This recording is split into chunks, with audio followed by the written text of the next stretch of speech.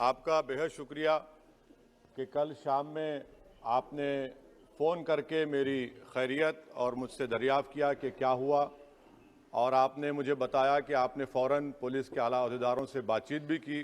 मैं आपका बेहद शुक्रिया अदा करता हूं कि आपने अपनी संवैधानिक जिम्मेदारी को एक रुकने पार्लिमान की जान पर जब कातिलाना हमला किया गया टोल गेट पर, आपने उस बात की। मैं आपका शुक्रिया अदा करता हूं।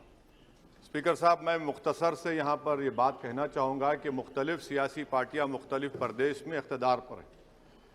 ये बात आप तमाम को मैं गोशेगुजार कर रहा हूँ कि आखिर ये कौन लोग हैं जो गोली पर भरोसा करते हैं, बैलेट पर नहीं करते। आखिर ये कौन लोग हैं जो इतना रेडिकलाइज हो चुके हैं कि इनको इस संविधान पर एतमाद नहीं रहा, उनको अंबेडकर के बनाए हुए संविधान के खिलाफ हैं, जो इतनी नफरत पैदा करते हैं।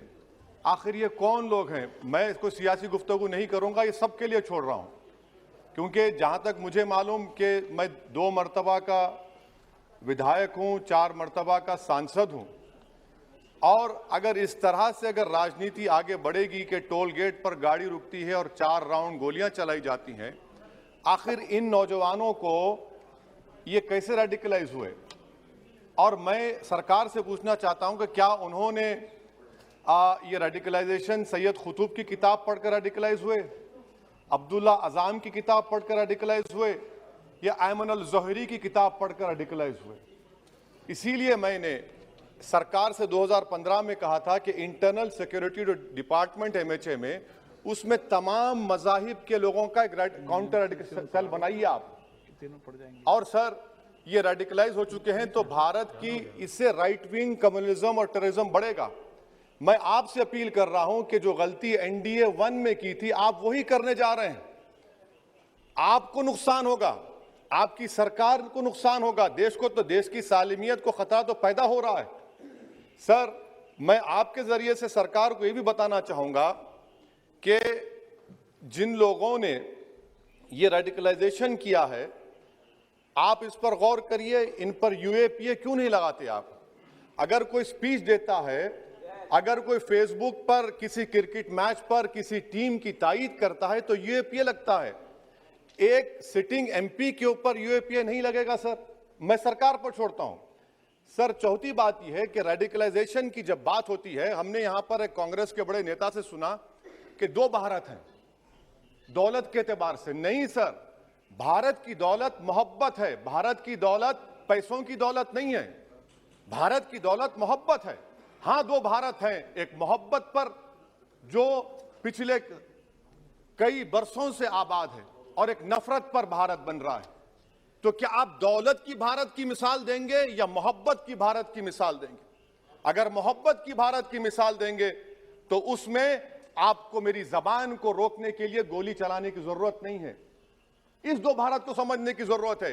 सर, खत्म सर, मुझे खत्म सर सुनिए सर, मैंने करीब से 6 फीट से गोलियां देखी, मुझे बोलने दीजिए सर। हो सकता है कि कल दिन ना देखूं मैं। अगर मैं यहां पर नहीं बोलूंगा तो कहां बोलूंगा सर? आप मुझे प्लीज बोलने दीजिए। सर, मैं आपसे गुजारिश यह करना चाहूंगा कि आप हरिद्वार में, रायपुर में और इलाहाबाद प्रयागराज में मेरे बारे में क्या कहा गया? आपके NIB की रिपोर्ट है ना, आप क्यों छुपा रहे हो उसको? देखिए, मैं मौत से नहीं डरने वाला हूं, हम सबको जाना है इस दुनिया से, बल्कि मैंने कह दिया कि मैं इस वतन में पैदा हुआ, मेरी मां की कोख से तो जमीन पर लिटाया गया।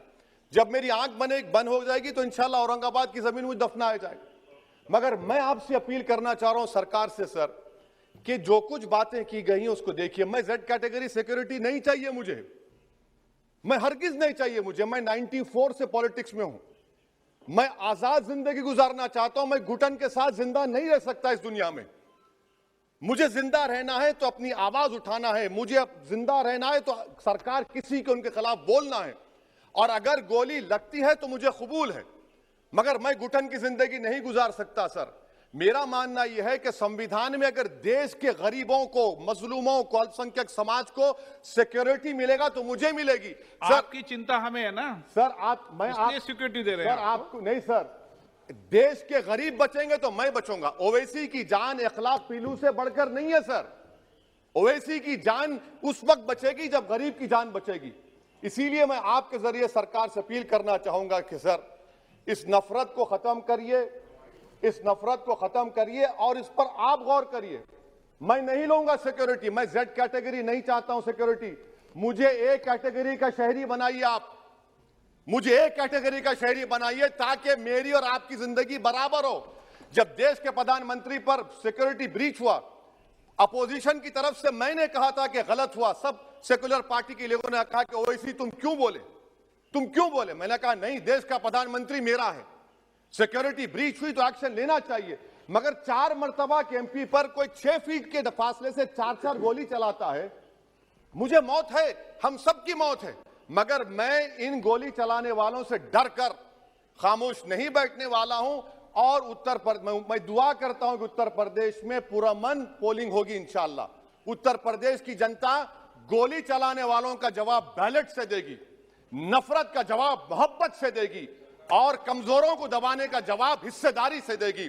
मेरी आपसे गुजारिश है सर कि मुझे जेड कैटेगरी नहीं चाहिए, मैं रिजेक्ट करता हूं। आप इंसाफ करिए सर, उस पर यूएपीए लगाइए। और इनके दिमाग कौन है? 2 लोग रेकी करते हैं, उनको मालूम कि मैं मीरठ किठौर से आ रहा हूं उस टोल गेट पर, और 6 फीट के फासले पर गोली चलाते हैं। तो आप देख लीजिए सर, आप सरकार के हवाले, अगर आप इंसाफ करना चाहे आप इंसाफ कर सकते, मगर रेडिकलाइजेशन आपको नुकसान पहुंचाएगा और इससे राइट विंग टेररिज्म बढ़ेगा। शुक्रिया सर।